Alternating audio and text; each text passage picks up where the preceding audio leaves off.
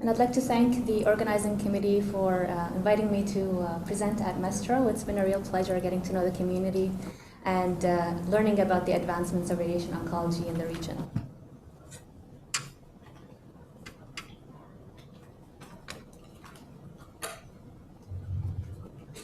Next slide.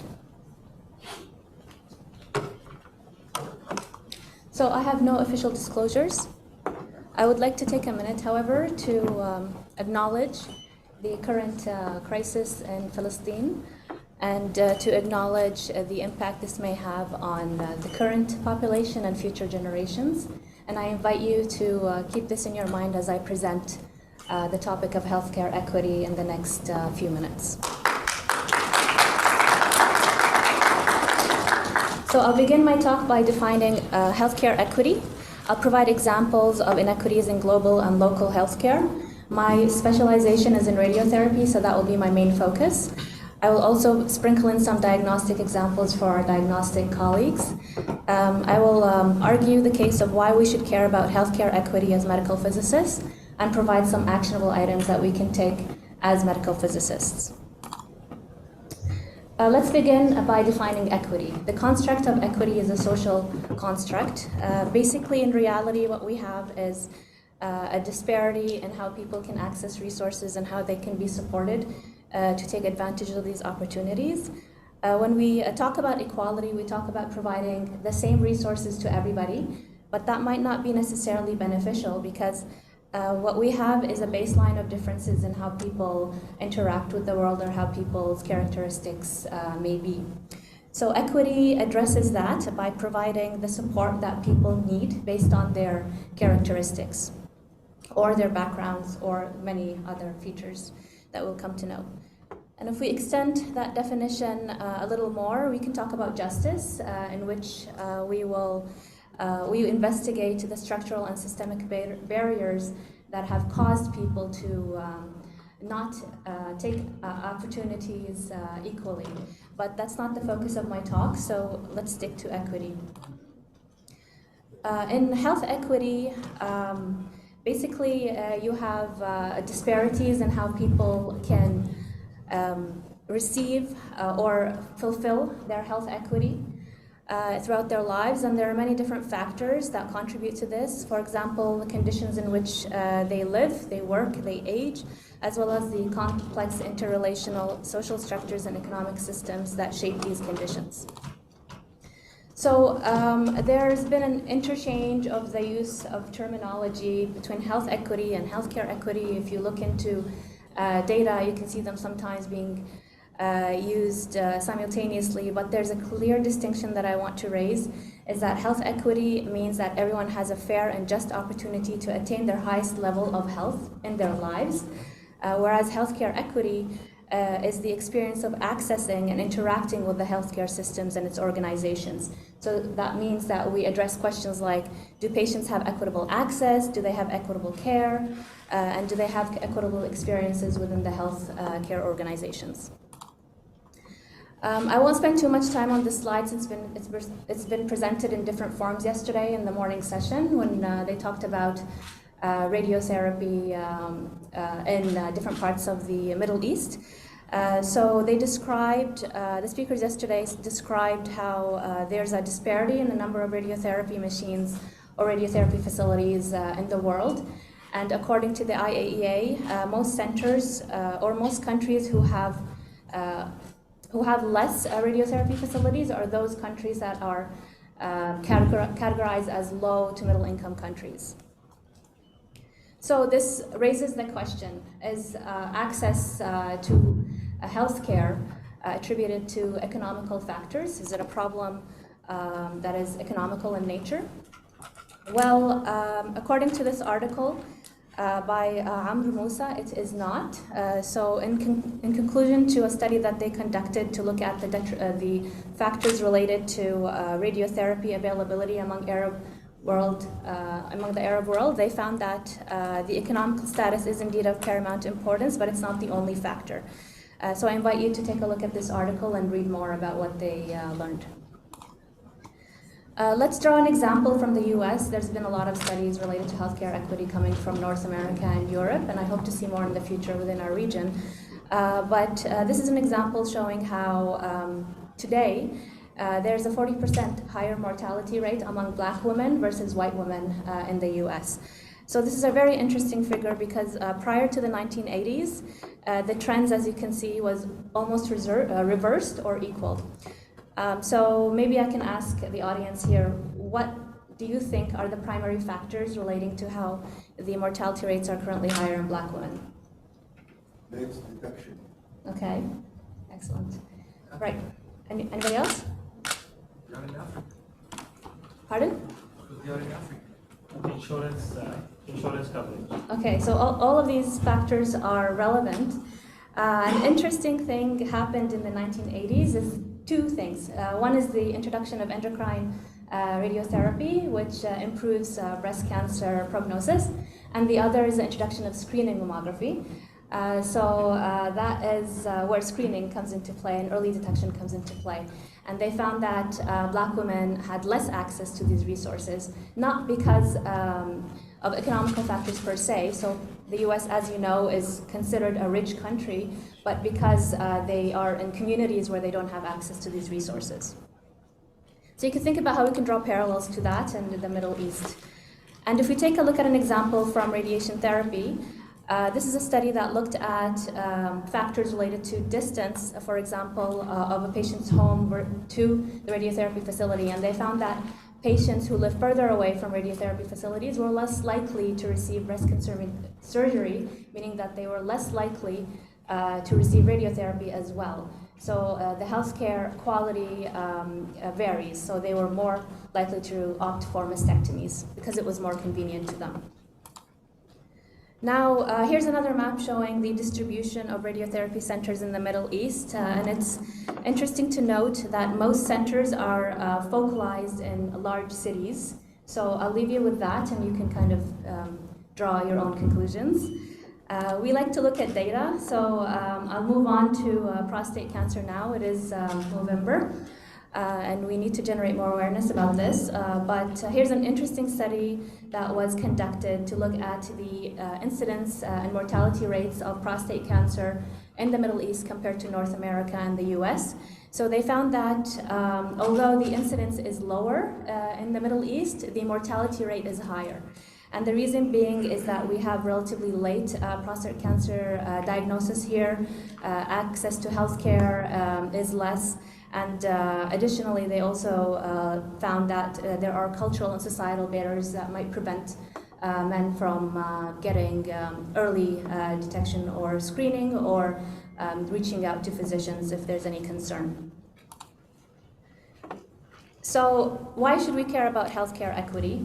Well, we can argue the case that from a business point of view, diagnosing patients at later stages causes more cost accumulation down the line. It's harder to treat patients. Patients who take longer leave from work due to illness will contribute less to the ecostructure or the economy of the country, etc., etc., etc. But ultimately, we should care about healthcare equity because it's an ethical and moral thing to do. And as we learned from the Prophet Muhammad sallallahu alaihi wasallam, none of us will have faith until we love for our brother what we love for ourselves. So we could think about what we would want for our families, for ourselves to receive in terms of quality of care, and we should wish the same for every single patient that we encounter. So what can we do as medical physicists? We are part of healthcare organizations. We play an integral role in radiotherapy, in diagnostic physics, in nuclear medicine, and radiation safety. And with this, I think that we are very well positioned to play a key role in healthcare equity. So I'll show you some examples and things that we can do. Number one, as Dr. Shari emphasized, is education and training. Many of us have been privileged, alhamdulillah, to study in various countries across the world, and we should leverage that privilege and pass on that knowledge and expertise to local people who have not had the same opportunities. And we should also invest in sustainable models of education and training so that we don't need to rely on external facilities to support our education and training. Medical physicists love data, so we can play a huge role in this. We can look at disparities in treatment cohorts. Are people from different backgrounds in our facilities receiving the same kind of care? We can work with our radiation oncologists to ensure that these questions are addressed in a practical and resource-minded manner. We can also look into investing in cancer registries. I know that Saudi Arabia had a cancer registry, but I learned that it's currently on hold. So data accumulation is very important to understanding our problem. We can support quality improvement projects. There are many initiatives in hospitals that we can play a role in.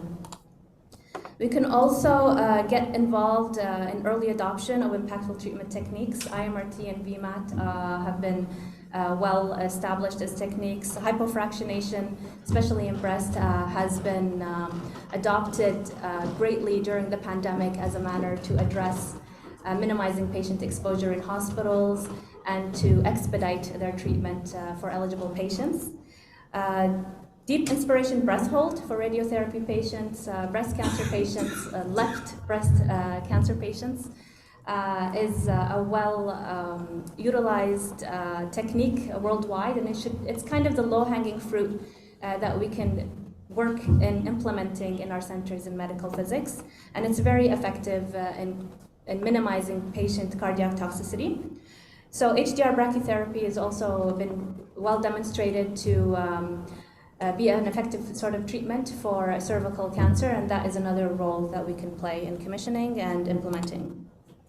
Standardization is another important key factor. We're going to talk about AI a little bit, I think, later on, and standardization of nomenclature plays an important role in this, so we can work with our teams to make sure that that's in place. We can also ensure that we have standardized radiotherapy care plans so that each patient falling in certain criteria is treated in a standardized fashion. Speaking of AI, if we're working with AI, and medical physicists have been very invested in this field over the last few years, we know that AI bias is very common. So if we're working on this, we can ensure that our training data is not selective and is comprehensive of the population that we will be using it for. And there's different ways that we can test our data through fairness evaluation and different metrics that we can use. And here is a website that has free tools that you can also test out. How am I doing on time?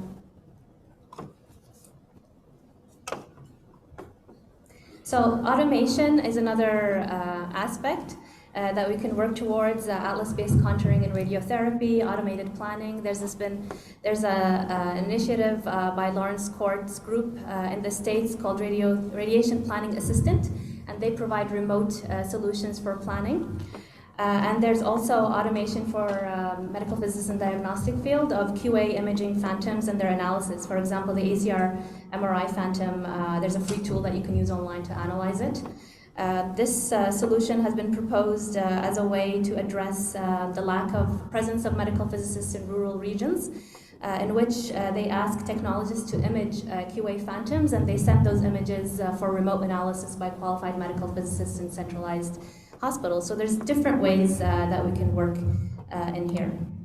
Clinical trials is another aspect. I won't focus too much about this since Dr. Saif al-Haq is presenting a whole session on this, inshallah. But what I wanted to emphasize here is the importance of QA compliance and patient outcome in clinical trials. So here we have a study that showed that for RTOG 0202 in head and neck cancer, the centers that had a lack of QA compliance had major tumor control probability impacts. Fortunately, those were remedied, and after a while, those patients started to see similar tumor control probabilities. We can also look at prior trials and identify mediators of inequity. and be proactive in adopting new trials to design trials that address equity from the beginning. So another thing to keep in mind is that most of the clinical trials that we use in our practice have been conducted on patient populations in North America, Europe, and other parts of the world. It would be interesting to see how those results may or may not change if we have a more diverse population. And to emphasize the role of clinical physicists in clinical trials, you would be interested to know that most international clinical trials have a medical physics co-chair, well established as a contributor early on. So when we're looking into adopting new technologies, it's also important to consider cultural or patient-specific factors. For example, in our region, we have some gender-specific factors that we need to keep in mind. If we have elderly women, if we have elderly men, and so on and so on. Collaboration is a key role in ensuring that we have a uniformity and standard of practice in healthcare equity. I'm not just talking about collaboration on an international or regional level, collaboration with multidisciplinary teams as well. We need to understand the process of how patients are treated. So for example, I'll give you an example. My specialty is breast radiotherapy, and one of the things that we learned during my PhD is that the way that surgery is conducted for some patients can impact the accuracy of contouring down the line for patients receiving oncoplastic breast surgery followed by accelerated partial breast irradiation. And there are many organizations that you can take a part of and resources that you can tap into to build your volunteer work and to translate that to your practice in your clinics. So other actions, mentorship, I want to highlight mentorship a lot, but I can talk all day about mentorship. It's a separate topic. When I talk about mentorship, I don't just mean mentorship at early stages. Mentorship can be applicable at any career stage. This is something that we can use even after we complete our formal education. Incidence reporting, Ms. Iqbal will be discussing in detail. Regulations are important for us to take a role in.